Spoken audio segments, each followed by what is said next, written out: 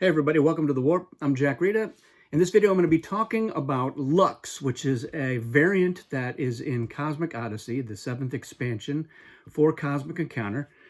And it's a re-implementation of an older variant called Lucre. So Lucre started off in the Eon edition of Cosmic Encounter, and it was an economy that you were adding. Lucre was a currency that you could earn and spend. I always liked the name Lucre for this. I thought it was a great choice for Cosmic Encounter.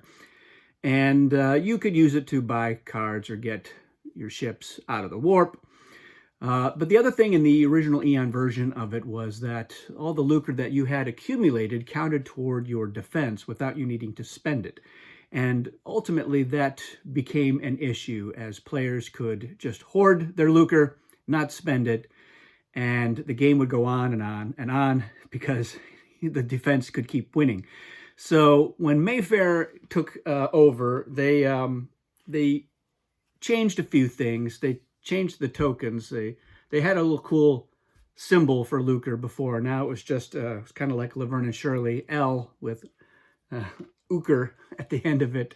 That they did introduce at least thicker cardstock because the original lucres were almost paper thin, and they had different denominations. So you had 1s, 5s, and 10s, so it was easier to do that. And then they had more elaborate chart of what you could spend lucre on and when, and it was a little bit convoluted and still didn't really work out. It was certainly a better implementation, I would say.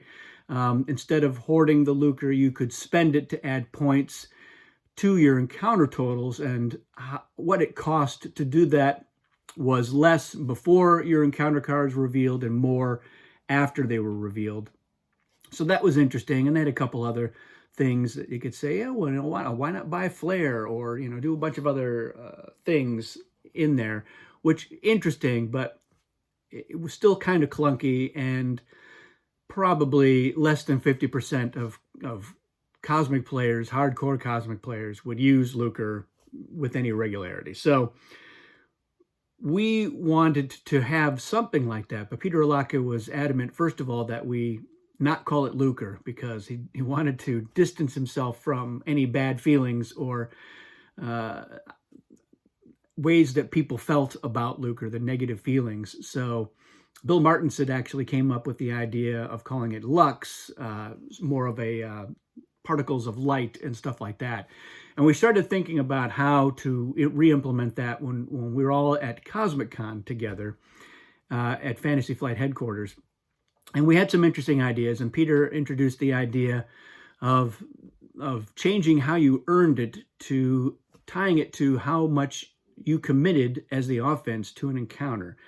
And out of all the ideas that we kicked around that one evening when we were talking about how to reinvent lucre, that has stuck. And for a while, we were very close to implementing lucre, or Lux as we were starting to call it.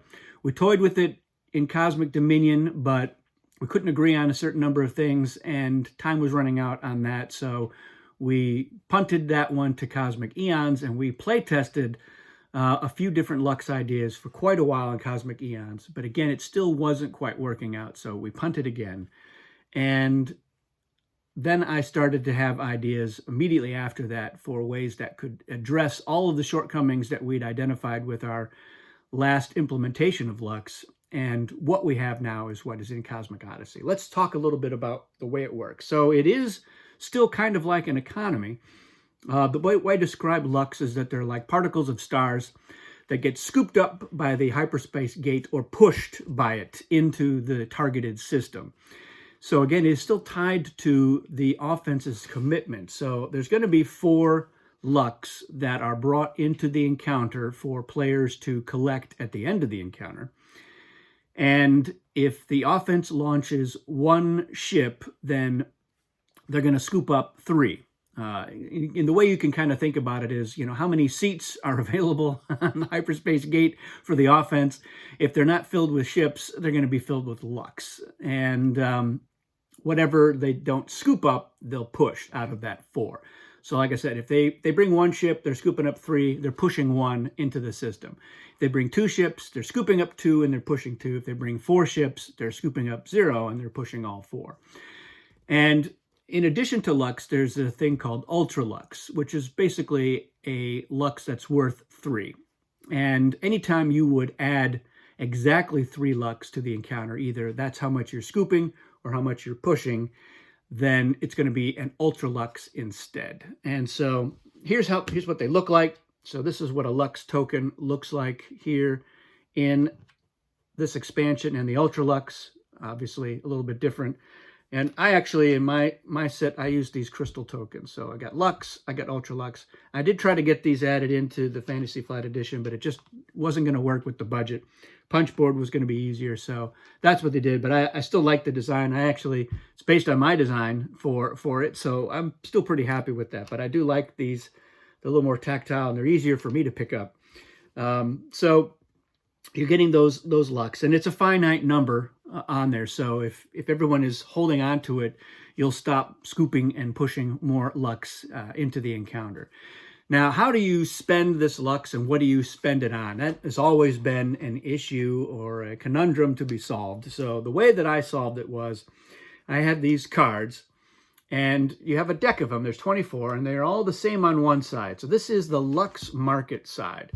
And what this does is it sets up how much it costs to do stuff with the Lux. And the default is that you're spending Lux to buy rewards, or as you're spending them as rewards. So rewards is in a pre-existing system that works pretty well. You can use it to get ships out of the warp or to get cards from the deck. And if you've got a reward deck, you can use it for that too. So that was the broad strokes when rewards seem to work pretty well. So the way it works is the offense is going to set the price at regroup, and that's what that indicates right there.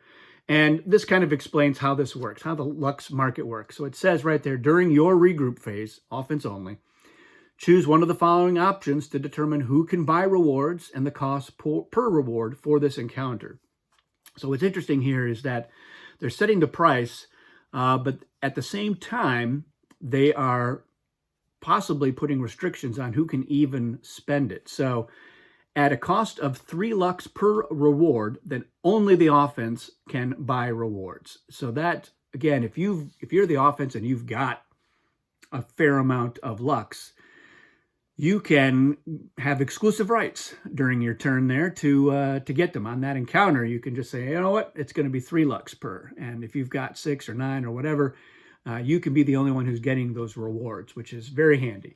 At 2 Lux, if the offense and another player who agrees. So you might look around the table and you can say, oh, you've got some Lux, and this person over here has got a lot of Lux, and maybe we don't want them getting any. So if you and I can agree to 2 Lux per, then that's what it'll be. That's what it'll cost. So if that player agrees, they can do it. If they don't agree, they can find somebody else, or they can set a different price. Because finally, the last price is for 1 Lux per reward. Everybody can spend Lux to get rewards. Now, when you're spending them, you're doing it at any time from regroup through the end of the encounter. So you can decide later on, like, well, maybe I don't need it. But then you're like, oh, you know what, I do. And he has set the price now at 1 Lux, so I'm going to go ahead and spend it now and get a couple of things. So this is what's on one side. And the way that this works is at the start of the game, you're going to be dealt 2 of these cards. And on the other side of the card, you have unique effects. So there are 24 of these cards in the game. And yeah, if we just kind of do a little fan here, they're in 3 different categories, but each one is unique. So you're going to get the 2 cards. You're going to decide which one of those 2 cards you want to use that unique ability, and you'll turn that card face up, and then the other card will be face down, but it's your reference for the Lux market. So everyone's got that reference in front of them, and but they also have a unique way that they can either earn or spend Lux or Ultra Lux. So that's how those break down. So let's talk about the 3 categories of these cards. So the first category, and there are 8 of them, they are the green ones, and they're called Relux. And they're green because you're going to be earning. This gives you another way to earn Lux. Green It's only for my American audiences would understand that. Well, maybe other people do as well. So these are basically economy Lux cards. And in the play testing, they actually had the old Lucre symbol on there, but Fantasy Flight went with just simplifying it, and they didn't use any of my funny little symbols for each of the different types. So let me give you a couple of examples of how the Relux works. So this one's called Bureaucrat. After the offense establishes a foreign colony, you may take 1 Lux token from them. So that's an ongoing effect that you have, and it says, right there is any player, any phase. It lets you know when you can do that. So yeah, you'll be getting some Lux from players. It also encourages them to maybe spend all their Lux on their turn as the offense to keep you from earning it. This one, it can earn you a lot. It's the Auxiliary Lux Scoop. And after you ally with the offense, you may gain an amount of Lux tokens equal to 4 minus the number of ships you sent. So it's just like how the offense is going to get those, but now you're getting them, and you're actually getting them in the alliance phase. So you get them right then. And if you would gain exactly 3 Lux tokens, you get an Ultra Lux instead. So the other players are going to, at some point, realize that every time they invite you on the offense, they're just making you more and more rich. So you got to worry about that. Liquidation Sale. When a player draws a new hand, for each non-encounter card they had to discard, gain 1 Lux token. And that's everyone. That includes you. Landlord. At the start of your turn, each player with a foreign colony in your home system must either pay you 1 Lux or send one of their ships in your system to the warp. So depending on what some other aliens or effects are in the game, that can be devastating, or it could be giving nice income. And then there's some others. So that's what the Relux ones do, and those are that you're gonna have a lot of Lux moving around the table with that. The second category is called Deluxe. Now the way these work is it gives you a unique ability, a unique way to spend your Lux, and everyone else can do it as well. But if they do it, they're actually spending some or all of that Lux and giving it to you as the owner of this ability. So for instance, if you have Garbage Sifter, before a player draws a new hand, they may spend 2 Lux to choose 1 card in the discard pile and draw it as the first card of their new hand. If another player resolves this effect, they pay the Lux to you. So that could be a big deal. Flare Access. You may spend 5 Lux to resolve this effect, or another player may pay you 3 Lux to resolve it. Draw 2 flares from the unused flare deck, add 1 to your hand, and shuffle the other one into that deck. So, hello, getting a flare. Patron. As an ally, after cards are revealed, you may spend any amount of Lux to add 3 to either side's total for each Lux you spend. If you are not a main player ally, after cards are revealed, each ally may pay you 1 Lux to add 3 to either side's total. So each one of these deluxe cards is going to give everybody something that they can spend their Lux on. And you cannot refuse somebody's Lux for the effect. So if they have the Lux, they can do it, but they're giving you that Lux to do that effect. And then finally, there are 8 Ultra Lux cards. So these give you an ability that you can use by spending an Ultra Lux specifically. And it has to be an Ultra Lux. It's not like, well, I've got 3 regular Lux. Can I just spend that? No. But keep in mind that people can trade and bribe each other Lux and Ultra Lux tokens freely. So you could say, hey, I'll tell you what, I'll give you 4 Lux for one of your Ultra Lux. Or I'll give you 2 Lux for an Ultra Lux, and I'll invite you to ally. Stuff like that. So you can do that however you want. That is separate from the whole Lux market thing. Bribes and incentives, that can happen anytime. So here's a couple of examples on the Ultra Lux. So Trading Halt. At the start of another player's turn, you may spend 1 Ultra Lux token to prevent all players from being able to spend Lux for the rest of this encounter. So before they even set the price, you can throw out an Ultra Lux and say, kabosh, nobody's buying anything this turn. And it's just that you can't do it when you're the offense. So if somebody else, if other players are at 4 colonies, for instance, you might want to slow them down. Immunizer. At the start of a player's turn, you may spend 1 Ultra Lux token to choose any one alien power. That power cannot be canceled by any effect for the rest of the encounter. That's a big deal. Liberator. During your regroup phase, you may spend 1 Ultra Lux token to free all of one player's ships from the warp, if that player has given you their permission. Sticky Digits. After a player plays an artifact, you may spend 1 Ultra Lux to return that card to that player's hand instead of discarding it. Cannot be played again this encounter. That includes your own artifacts as well. So these make having the Ultra Lux especially valuable. And that is going to have a pretty profound effect on the game overall. When you think about it, in the past, in the days before Lux, if the offense just put one ship into the hyperspace gate to come at you, it was not a sign of confidence. It was not a show of strength. It looked fishy. It looked like, you know what, I don't feel like I'm probably going to win this, so I'm trying to minimize my losses. But now if they come at you with just one ship, well, now they just look greedy. They look like, all right, I'm getting an Ultra Lux. And so now you just don't know what to think as an ally or as the defense. It could be a bluff. I mean, they could still be trying to minimize their losses, or they could just be going after that Lux. And you have to think about, if I'm coming at you with 4 ships, well, I'm going to be giving the defense, most likely, 4 Lux at the end of that encounter. And to be clear, the Lux that's pushed into the encounter, that is collected not necessarily by the defense, but it's by the system owner. Now, most of the time, that is going to be the defense. When is it different? Well, it's different if the will is attacking somebody's foreign colony. That defensive player will not be collecting any of the Lux. And if you are the offense and you're having an encounter in your own system, you are the offense and you're the system owner, which means you're getting all of the Lux. So you might as well attack with 4 ships if you're going to do that. And it creates those rare cases where maybe when you draw your own color, you say, you know what, I am going to attack somebody here. Why not? I could use that 4 Lux. And then if I win that encounter and I have a second encounter, I can set the price to something where I can pick up a lot of rewards as well. So I really love the fact that it can have that kind of impact on the game as well. It changes up some of the stuff that you normally don't do or the way that you do things. It also changes up everyone's perception of what's going on and what your motivations might be. Why are you only bringing 1 ship?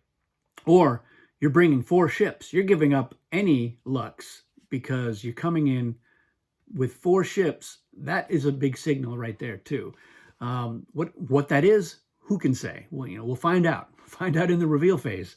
So that is the story about Lux and Lucre. I really, really love this implementation, and I'm 100% biased. Although it wasn't just me, it definitely was a group effort that just took several iterations to get to this point. So I loved that first idea that Peter had with the, well, if I'm only bringing 1 ship, maybe I'm scooping up 3 Lux in the process. And all of us thought that was a great idea while we were there at Cosmic Con. So that is why it stuck around. And I'm thrilled to have it in there.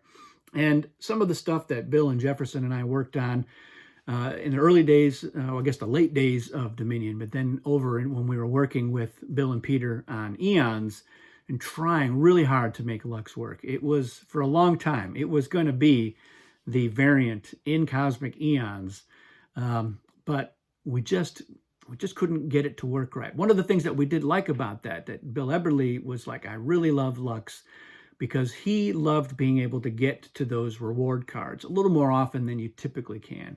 And some will say, all right, it's gotten out of control. There's so many ways to get to the reward deck. That doesn't bother me at all because the reward deck is awesome. There's so much cool stuff in there, and it really livens up the game in a lot of interesting and surprising ways. So it also makes, I think, it's an interesting dilemma of like, do I go to the Cosmic deck? Because what I really need are some good attack cards, or I'm looking for flare cards, and I can only get those in the Cosmic deck, and perhaps certain artifacts as well.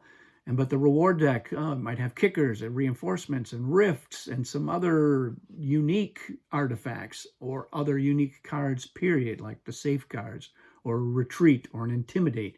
So I like having those things in the game when I'm playing it. Most people that I know who play Cosmic Encounter, they always include the reward deck. It's a no-brainer, unless you've got somebody who's brand new to Cosmic Encounter, and even then people are like, we're doing it. So the reward deck is great. To not being able to access those cards, it can be an issue. Now, something that I've done in my own custom deck is I've actually designated part of the reward deck as what I call the Defender rewards. And they actually have a different card back. It's purple. So we've got the blue of the reward, the red of the Ultra reward, and the purple of the Defender reward. And actually, there are certain game effects, like Ghoul Alien, for instance, that specifically says Defender rewards. And I thought, well, instead of trying to do this whole retrofit, correct something, I just said, you know what?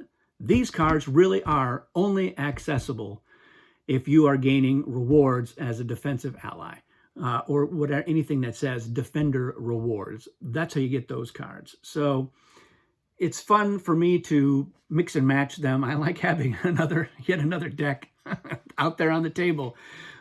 So getting those Defender rewards, now they have their own exclusive place. Certain cards you can only get as a defensive ally, successfully winning the encounter. But the other reward deck and the Ultra rewards can be accessed with your Lux. So that's kind of how I'm dealing with that, is just a fun way to play around with rewards and with Lux. I hope that other people will try Lux out. I would love having it in just about every game because it is just a lot of fun. You can simplify it by just having the Lux market and not worrying about the individual effects.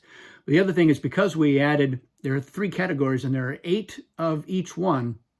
If you've got an 8-player game, you could just say, we're only using the Relux or the Deluxe or the Ultra Lux on there. So it lets you curate the kind of experience that you want to have with Lux when you're playing Cosmic Encounter. So let me know what you think about Lux in general, any interesting stories from the olden Lucre days. And, you know, there's a lot of homebrew versions of Lucre that were popping up over the past 15 years. Let me know some of the stuff that you were happy to see happen in Lux, some of the stuff you wish had been included. I'm curious to hear about anything you have to say about it. That's it for this video. Thanks for watching, and I hope you'll watch more.